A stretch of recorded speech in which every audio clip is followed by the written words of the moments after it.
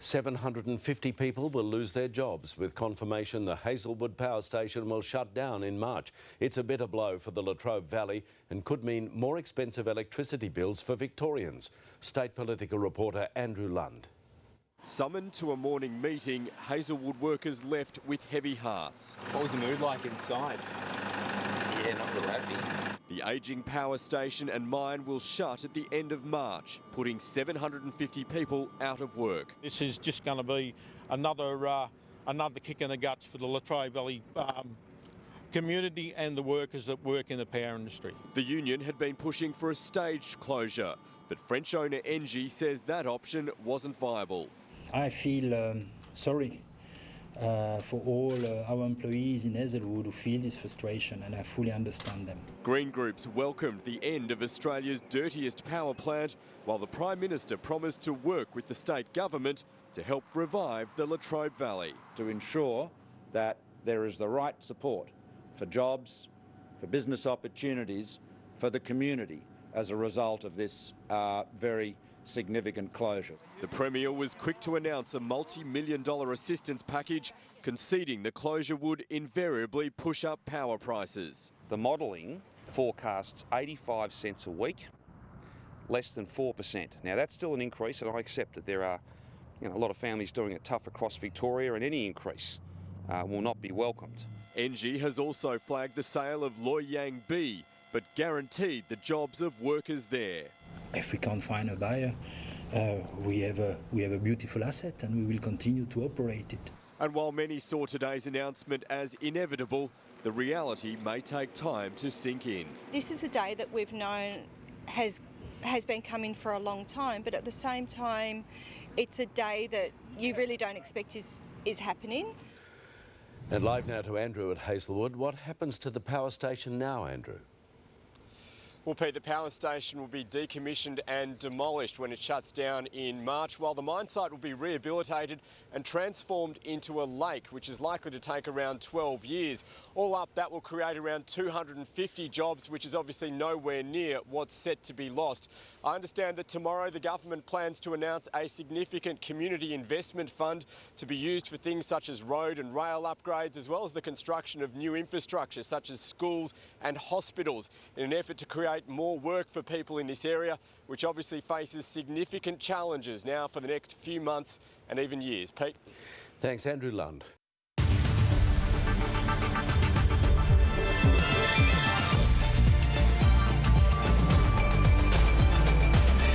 The end of the line. Victoria's Hazelwood power station to shut down in March. This is just going to be another kick in the guts for the Latrobe Valley. Very disappointing, but life goes on, and it's the kids I'm worried about. A question of security. How will Victoria cope at times of peak power demand? We cannot see a repeat of the disaster of the blackout in South Australia. There is more than enough supply to deal with all of Victoria's demand. Good evening, Ian Henderson with ABC News. The French company that owns the Hazelwood power station says it's no longer a viable business and it will close within 5 months. The plant employs 750 people, 250 of whom will keep their jobs, but there are likely to be flow-on job losses in the wider community. The state and federal governments are stumping up $43 million to help retrain those who lose their jobs and kickstart new infrastructure projects for the Latrobe Valley. Today's announcement was widely anticipated, but as Francis Bell reports, it was nevertheless a difficult moment for people who've lived in the shadow of Hazelwood. Pulling the plug on 5 decades of power generation. It's inevitable it was going to shut, and we've all sort of been waiting for it, and at least we know now. Very disappointing, but life goes on, and it's the kids I'm worried about. Yeah, who knows how you're going to pay the bills. Huh? Australia's dirtiest power station will close at the end of March, axing hundreds of jobs. And this is just going to be another kick in the guts for the Latrobe Valley community and the workers that work in the power industry. Parent company Engie decided against a staged closure, arguing that maintaining the ageing coal-fired plant would have been too expensive. To do a full revamping, the total capex was estimated at 400 million Australian dollar. Up to 250 workers will be kept on until 2023 to decommission the power plant and rehabilitate the coal mine. Those who are leaving will be offered retraining and redundancy packages worth a total of $150 million. Engie's neighbouring Loy Yang B station is also up for sale, but the 200 jobs there are not under threat. If we can't find a buyer, we have a beautiful asset and we will continue to operate it. State and federal governments are stumping up extra cash to soften the blow. The Premier has announced $22 million in assistance for Hazelwood workers and affected businesses, and another $20 million to set up a Latrobe Valley Authority to manage the region's economic transition and development. There's no sugarcoating that. We need to be clear that there is higher than state average or regional average unemployment in this local community, and that just means we have to work even harder. Real jobs for real people, for real families, is something that this community wants to see into the future. The federal government is spending $43 million. To support those affected workers, but most importantly, to strengthen the health and the prosperity of the Latrobe Valley. Why don't we make Latrobe Valley the centre of new energy? Wouldn't that be an amazing story to come from the old to the new? A time for ideas to turn into action. And Francis Bell joins us now live from Morwell. Francis, it's been a pretty rough trot for the Latrobe Valley. How soon before it gets some good news? Well, Ian, in the short term, there is more assistance on the way. The Premier will be in the Latrobe Valley again tomorrow morning announcing more money for the region, this time for community infrastructure. It's understood a new investment fund will be set up to help build new projects in the area, and that could come in the form of road and rail upgrades, school upgrades or hospital and health facilities. Beyond that, the government is considering relocating a government department to the Latrobe Valley, much like the relocation of the TAC to Geelong almost a decade ago.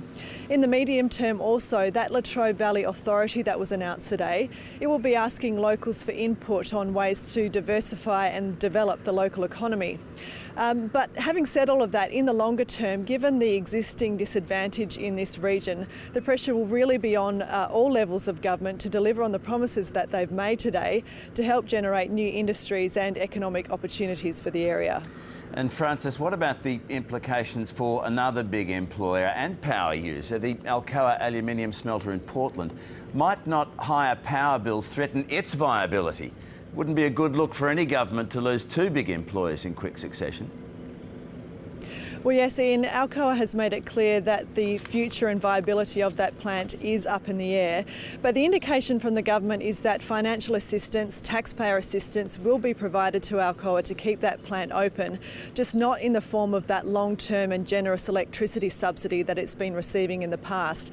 The Premier said again today that the government continues to talk to Alcoa about securing the jobs of those workers in Portland, and he even said that the government was interested in helping the company to grow. So I expect that we will probably hear more about that in the short to medium term.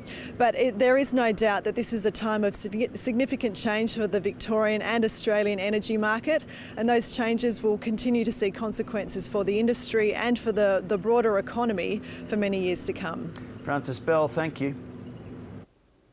The decommissioning of one of Australia's biggest power plants will have consequences for Victoria's energy security and household power bills. There are also undoubted environmental benefits. Guy Stainer looks at what Hazelwood's closure will mean for Victoria's immediate and long-term future. So will closing Hazelwood threaten Victoria's energy security? The short answer is no. There's an oversupply of capacity in Victoria at the moment, so the closure of Hazelwood won't have a big impact. There's plenty of capacity in other power stations. Except perhaps during times of peak demand in Victoria, such as the hottest days of summer. But even on those days, Victoria can buy in power from interstate. The big question for consumers is what will Hazelwood's closure mean for power prices? There will be an increase, but we think it'll be in the noise, less than a cent a kilowatt hour. Currently, consumers are paying about 25 cents a kilowatt hour. An increase of a cent would produce a price rise of 4%. What happens to Victoria's greenhouse emissions? they will go down. Hazelwood is the dirtiest power station in Australia. Hazelwood's closure is long overdue. It will deliver significant environmental benefits. However, we think this could be done so much better and needs to be done better for future power station closures. Every single coal-fired power station will have to shut in the next 30-odd years if state governments are to meet their target of zero greenhouse emissions by 2050. Our commitments around renewable energy are well understood and they will be honoured. So what will replace coal power? It will be up to the market and governments, and there lies a problem, as climate policy tends to flip-flop according to which major party is in power. We've seen a toxic decade of tumult in climate and energy policy. The pressure, I think, should be back on the federal government for clear climate change policy in 2017. And if bipartisan support on climate policy is needed for a smooth transition away from brown coal, we could be in for a bumpy ride over the next 30 years. Guy Stainer reporting there. The Hazelwood power station has been a landmark in the Latrobe Valley for more than 50 years. Commissioned in the early 60s, the plant provided cheap electricity for decades. But as Stephanie Anderson reports, there have long been questions about its future. In this video from 1964, only 2 of Hazelwood's iconic smokestacks are complete. Fast conveyor belts carry a river of brown coal to the State Electricity Commission's power station at Hazelwood in Victoria. By 1971, all 8 units were up and running. But within a year, there was talk of the power station's eventual closure. For 40 years or more, the life of this valley has revolved round the giant chimney stacks of the power stations. But now even the optimists only give the place another 20 years at best. The State Electricity Commission planned to retire the plant by 2005, but it was privatised by the Kennett government in 1996. And in the year it was meant to close, the Bracks government extended Hazelwood's life until 2030. We took some time over this to get it right and to get the best possible environmental outcome we could. Environmentalists have long campaigned against it.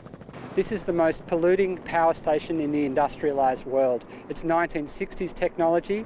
The community braced for closure with the introduction of the carbon tax. The biggest problem we've got is if they turn around and go and shut Hazelwood in one hit and turn around and pull those people out of work. The power station received millions in compensation. And while the carbon tax was killed, Hazelwood survived. In 2014, a fire in an unused section of the mine burned for more than a month, blanketing Morwell in acrid smoke. We are in the dark. We don't know what's going on. No one knows what it's going to do to our long-term health. Community pressure reopened an inquiry, which found the fire likely caused deaths. It would have been hidden under the carpet and we would not have heard anything else of it. Stephanie Anderson, ABC News.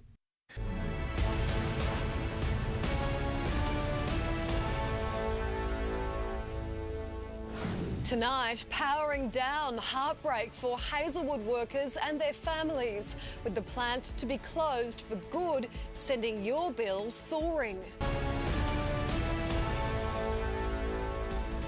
This is 10 Eyewitness News, first at 5, with Candice Wyatt. Good evening. First tonight, the giant Hazelwood power station is closing, leaving more than 1,000 Latrobe Valley workers out of a job.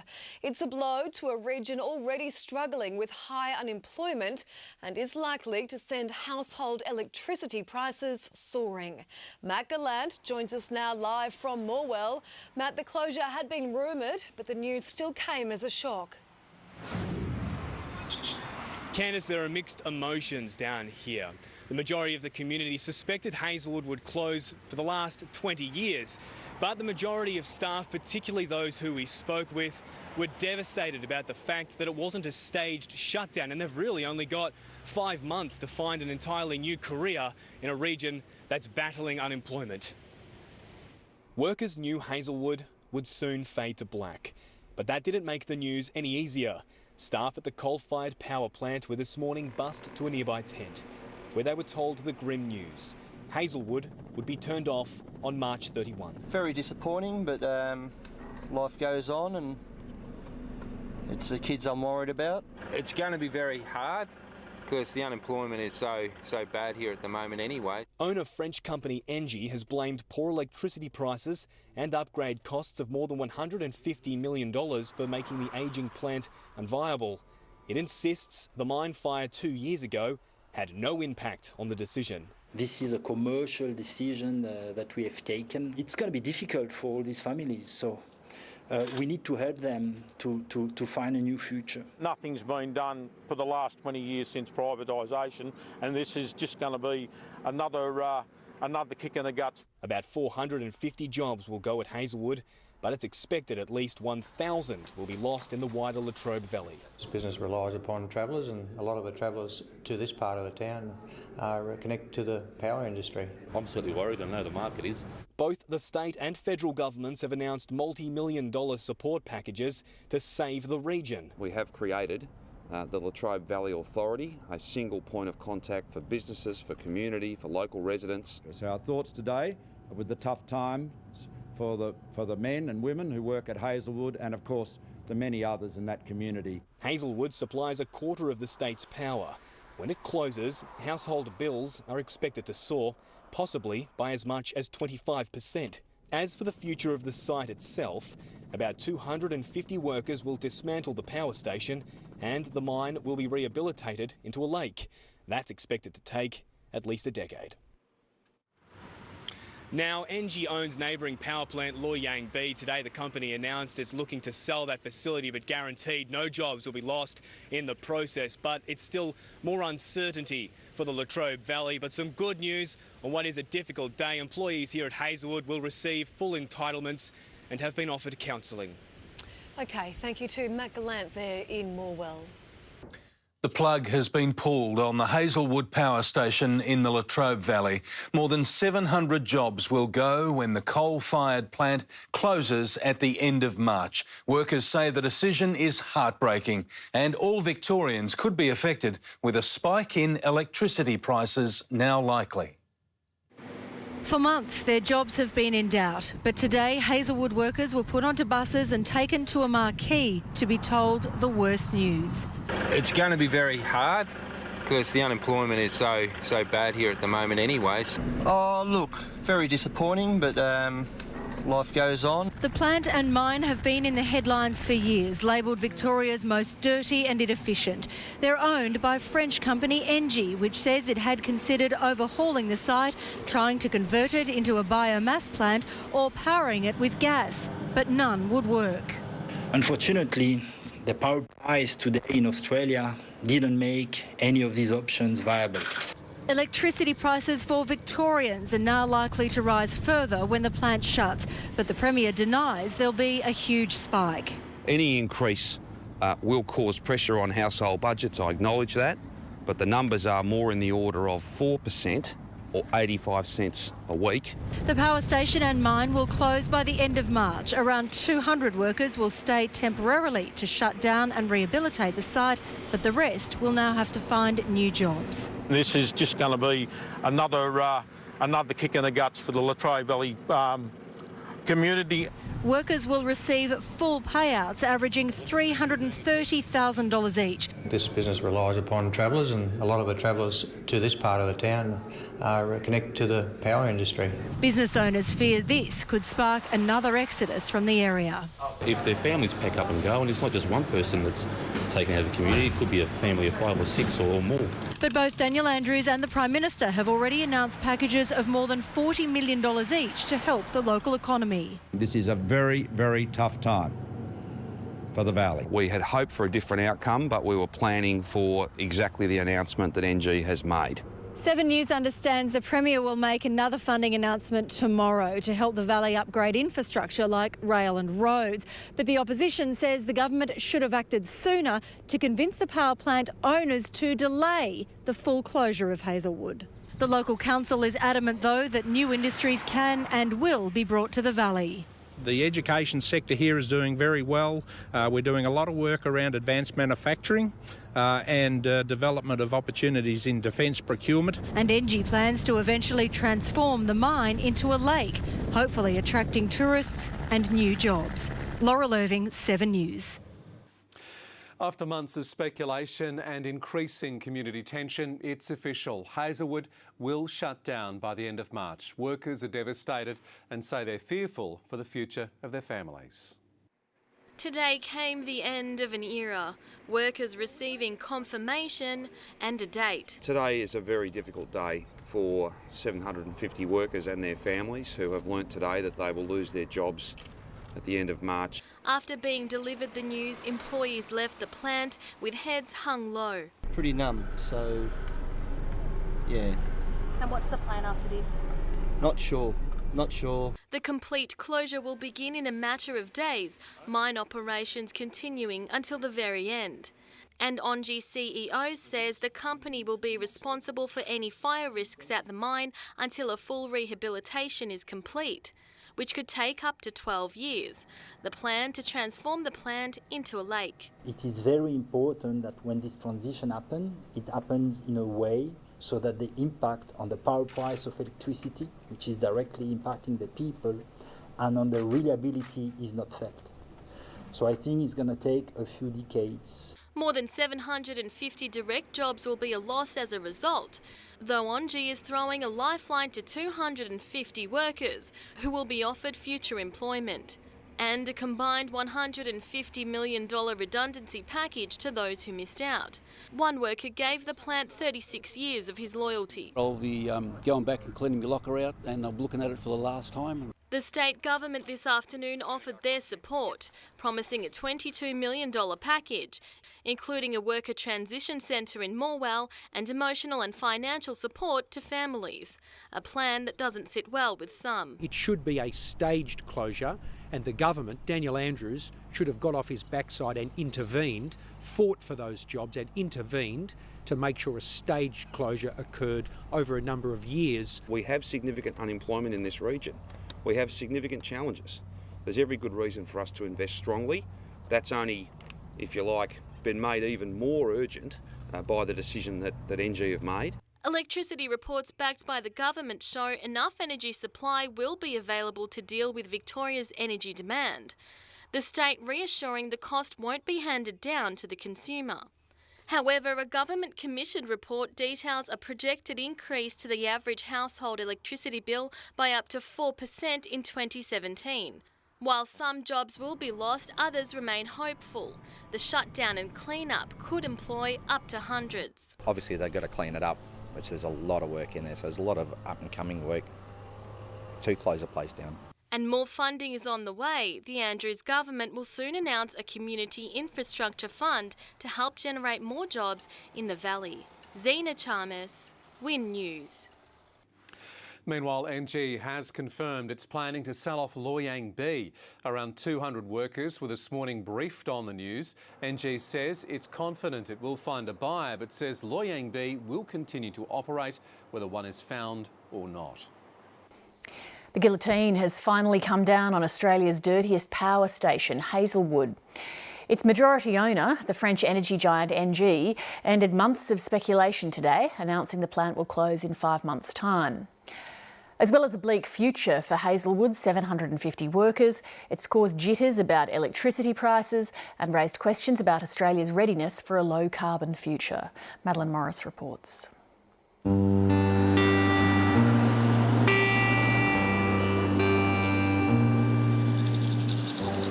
We have taken the decision yesterday with our board to close Hazelwood by end of March 2017.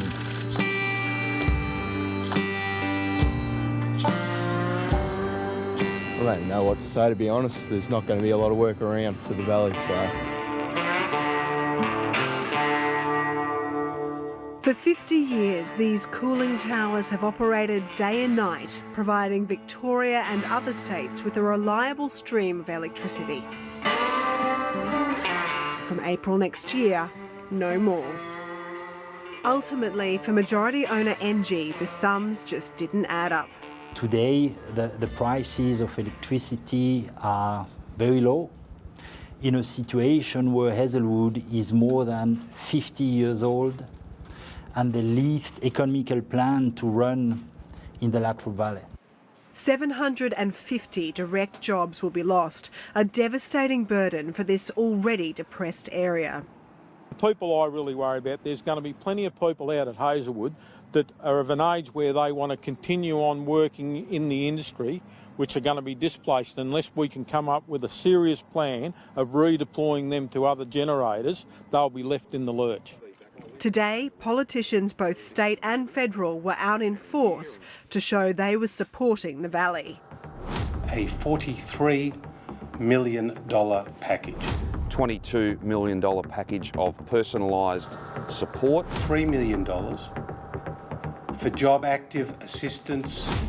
Hopefully, with proper support, which is available from right now, then we can make that transition a little easier. The coal towns of the Latrobe Valley have been through this before. Electricity privatisation saw mass job losses in the 80s and 90s. And in 2014, the Energy Bricks coal-fired power station shut down, sacking 70 workers. I started in 1985. You were proud to work for the power industry. You were proud of this area. If you went somewhere, you would brag. I work at the SEC and a power station. When Damien Brown lost his job 2 years ago, he threw himself into retraining, just like the Hazelwood workers are being encouraged to do. He's done courses in security, traffic management, rigging and other fields. It's provided very little return, just giving him the odd job here and there. Tough for a man with a wife and 6 kids. The truth is, it's just not the jobs for the amount of people looking for them. I think the Hazelwood guys will find it hard to find work unless they get help to find the work. But neither the state nor federal money for retraining and counselling has impressed the union. We've had a long time to consider this, and the policymakers, in my opinion, have sat on their hands right to the 12th hour when we could have actually had a plan well and truly in place and well thought out by now. Given how long this has actually been in the works, why are we not able to say already that you have been working with the community and that you have a jobs plan ready to go? Well, the point is we've got the money there ready to go. Until the company had made the official announcement, nobody had wanted to preempt that announcement.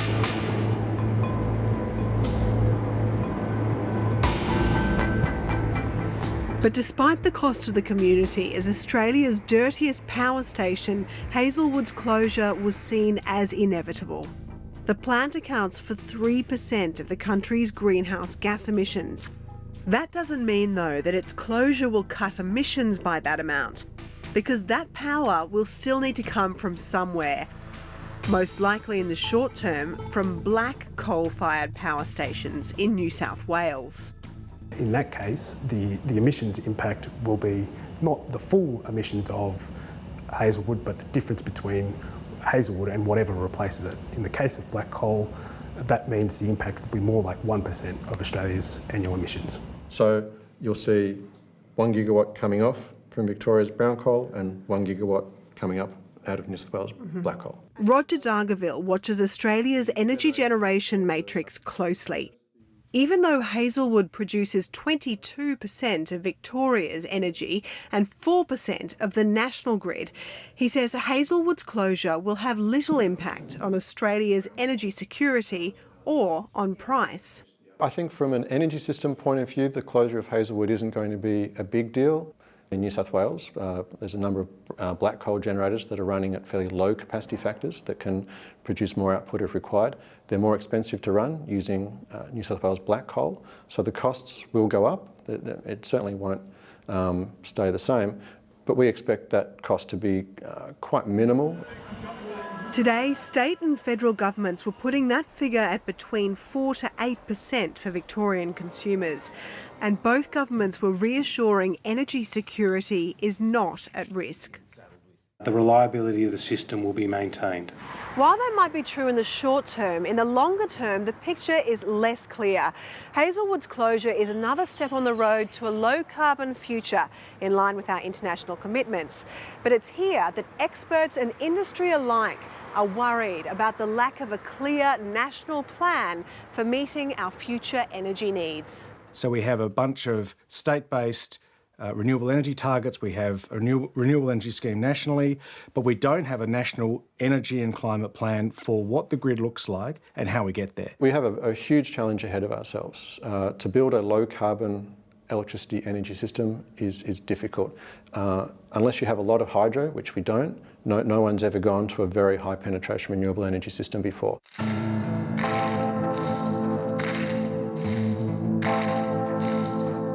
We've got to stop running energy policy like we're running student politics. This is really big industrial infrastructure that runs the economy, and we've got to get this right.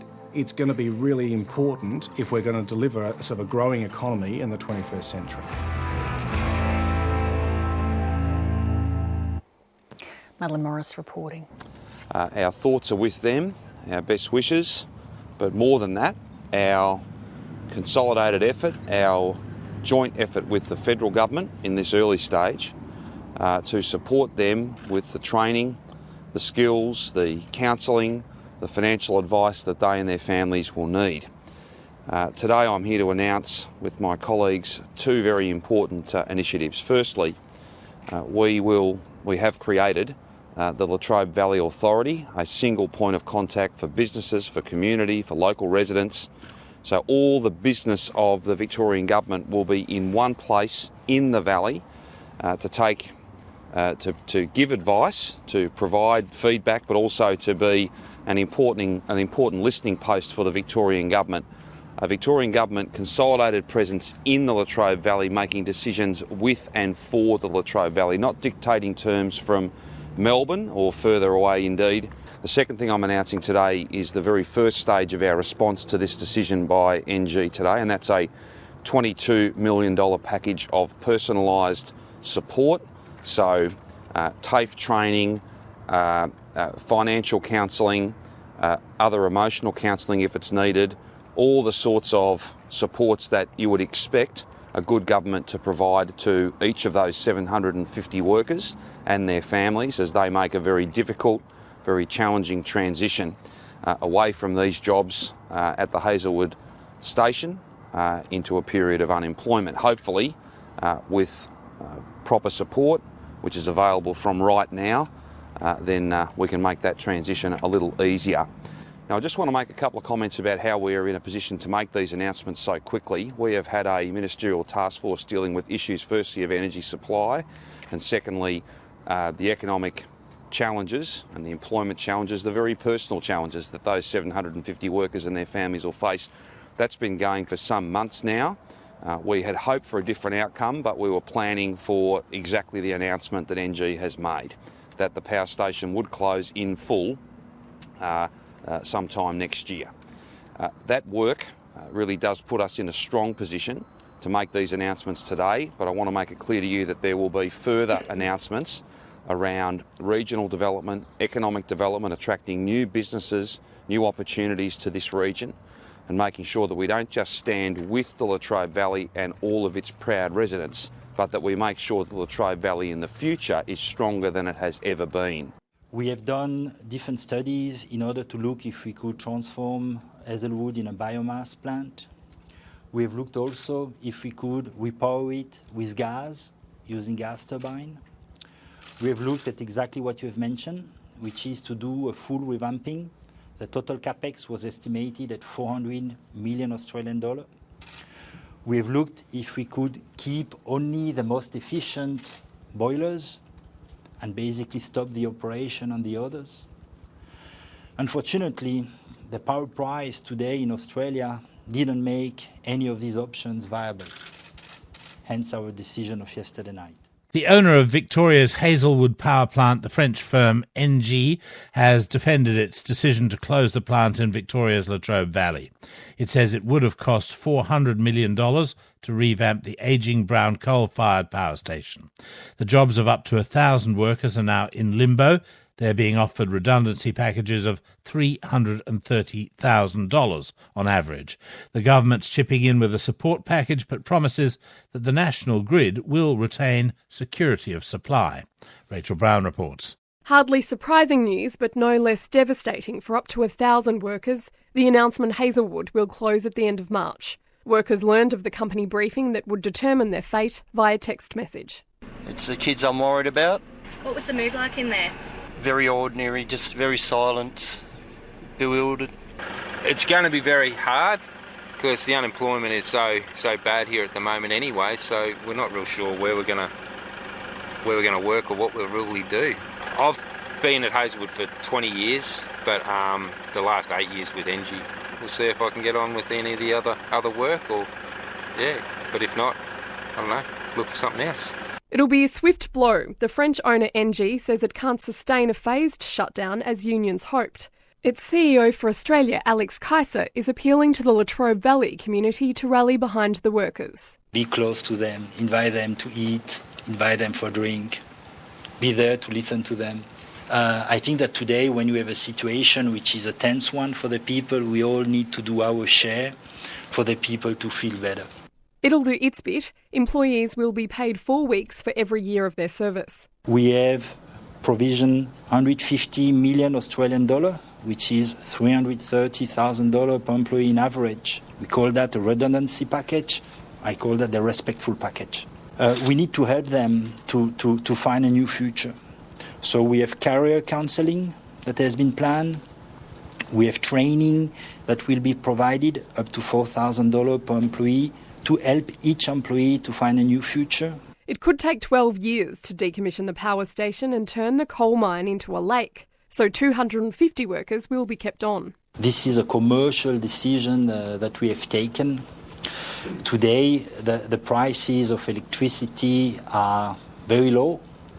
In a situation where Hazelwood is more than 50 years old. Mr Kaiser says it would have cost $400 million to revamp the ageing station, including meeting improvement notices to fix 5 boilers. The total cost of this in terms of capex would have been 150 million north. He says the 2014 mine fire that blanketed Morwell in acrid smoke and ash for more than a month had no bearing on its decision. And he says it'll keep operating its Loy Yang B power station regardless of whether it finds a buyer. The Victorian Premier Daniel Andrews says NG hasn't applied for any financial or policy concessions. They are a global company and they've made a global decision to get out of coal and indeed gas even, and that's consistent with the announcements they've made not just in Australia today, but in Holland, in Belgium, in the UK. The state opposition says Hazelwood's closure will jeopardise security of supply and will push up prices. Daniel Andrews says this is nothing but hot air. Let's just be clear about this. There is an oversupply of electricity across the national grid. There's not one coal-fired power station operating at 100% anywhere across our nation. That's why the market operator is able today to confirm for all of you and indeed every single Victorian that there is sufficient power in the grid to deal with Hazelwood coming offline in April next year. The Victorian government's announced a $42 million package to support workers. The Commonwealth will chip in $43 million towards retraining Hazelwood employees and infrastructure projects in the region. As for what this will mean for the national electricity market, the Federal Energy Minister Josh Frydenberg says the market will have 15 months to stabilise itself before the next peak demand period in early 2018.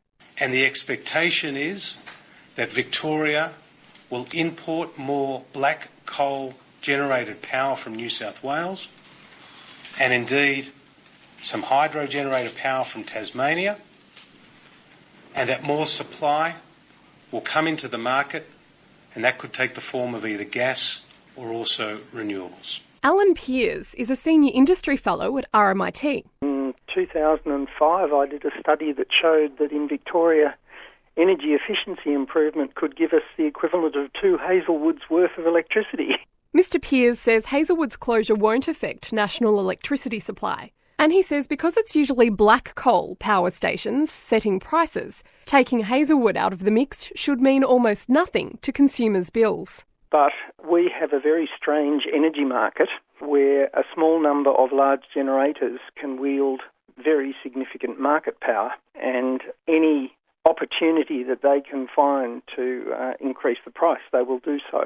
The answer has to be it will depend on how the market responds and how effectively governments and regulators maintain discipline in the market. Alan Pearce, a senior industry fellow at RMIT Ending that report from Rachel Brown.